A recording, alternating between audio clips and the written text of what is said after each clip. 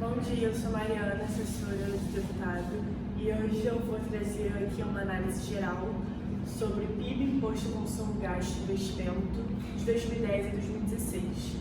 Como a gente pode ver, de 2010 a 2014 o PIB aumenta e de 2014 a 2016 ele diminui.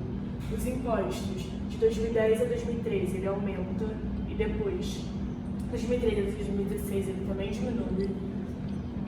O consumo de 2010 a 2014 ele aumenta, 2014 a 2016 ele diminui, e os gastos de 2010 a 2014 aumenta, 2014 a 2016 diminui, e investimentos de 2010 a 2013 ele aumenta, de 2013 a 2016 ele diminui.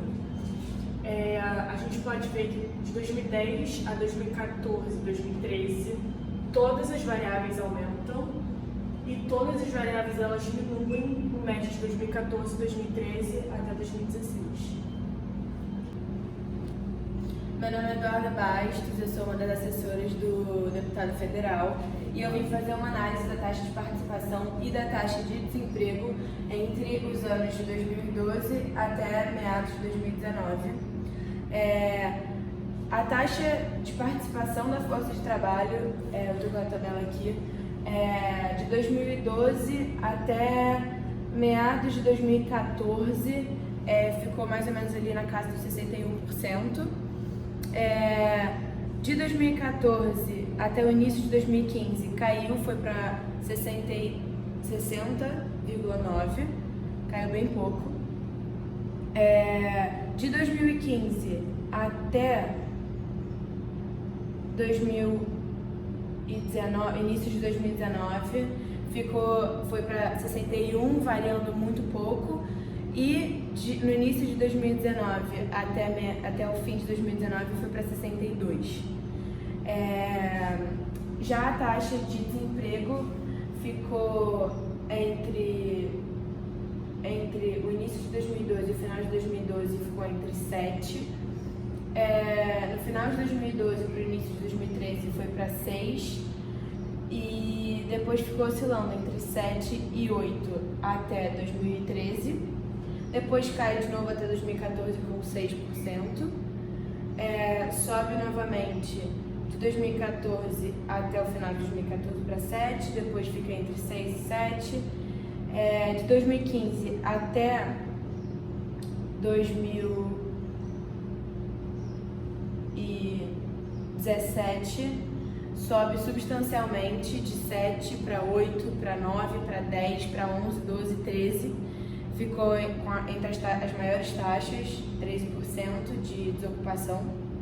E aí depois foi caindo, 12%, 11% e ficou aí nessa média até 2019. Pode ir?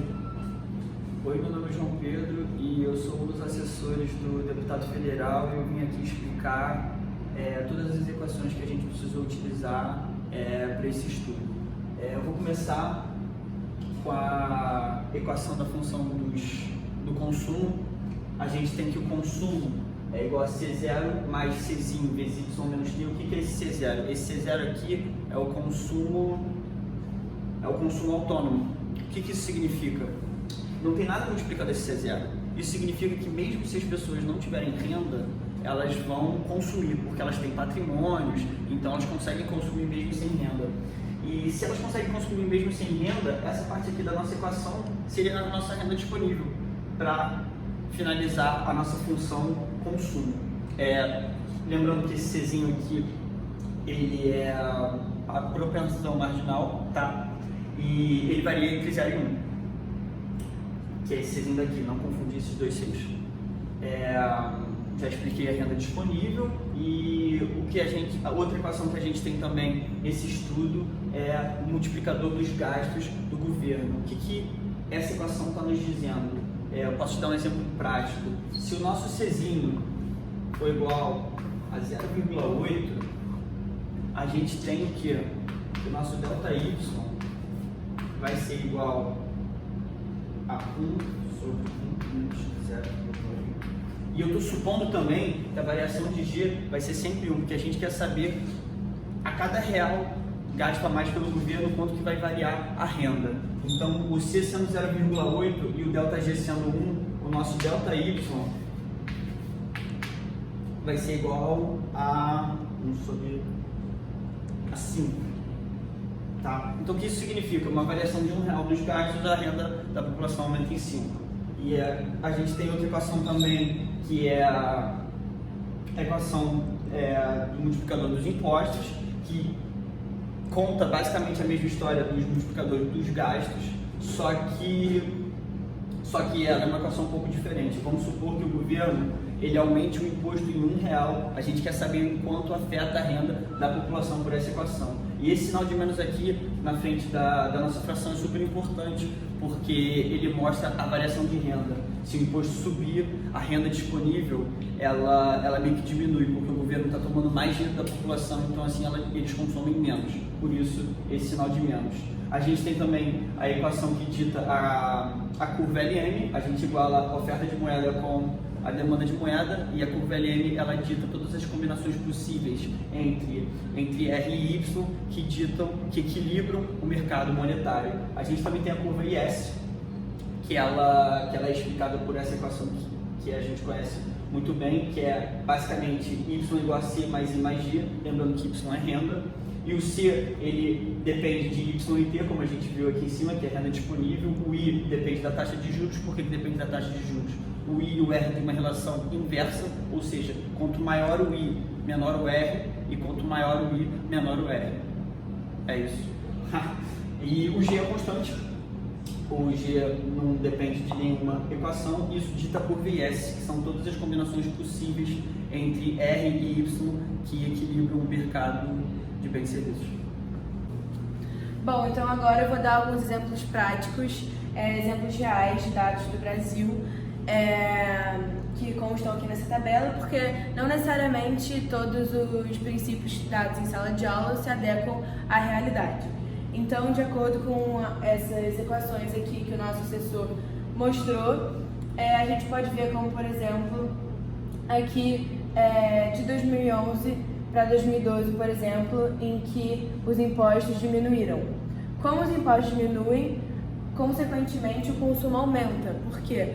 Como o consumo é dado pela renda disponível, que é a renda menos os impostos, uma vez que os impostos diminuem, a renda disponível aumenta e o consumo aumenta.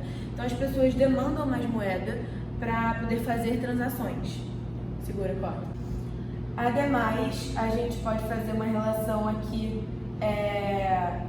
no ano de 2013 para 2014, que o investimento diminuiu de 1.500.000 para 1.400.000, porque provavelmente a taxa de juros aumentou. Quando a taxa de juros aumenta, o investimento diminui, porque o custo de oportunidade de se ter moeda para investir aumenta. Então é mais rentável para os investidores manter esse dinheiro no banco rendendo a uma alta taxa de juros do que pegar esse dinheiro para investir. Outra coisa importante é que nos anos em que o PIB está maior, a taxa de participação aumenta, ou seja, as pessoas estão mais ativas na economia, há mais trabalhadores, e a taxa de desemprego diminui, porque as pessoas estão conseguindo mais trabalho e estão participando mais da economia.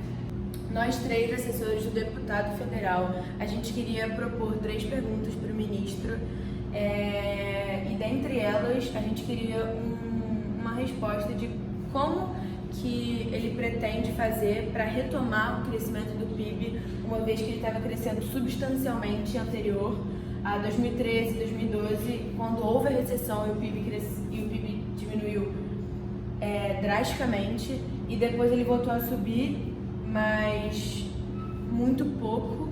Então a gente queria saber quais as medidas que ele pretende tomar para retomar o rápido crescimento do PIB no Brasil. Essa é a segunda pergunta para o nosso ministro da Economia, e eu queria saber, senhor ministro, de que forma você pretende aumentar o consumo das famílias, visto que com o consumo maior das famílias a gente tem um PIB maior se o senhor só aumenta os impostos, e aumentando os impostos o consumo das famílias diminui pela equação do consumo. A terceira pergunta que a gente gostaria de propor para o ministro da Economia é o que ele pretende fazer com a taxa de juros para poder reorganizar a economia.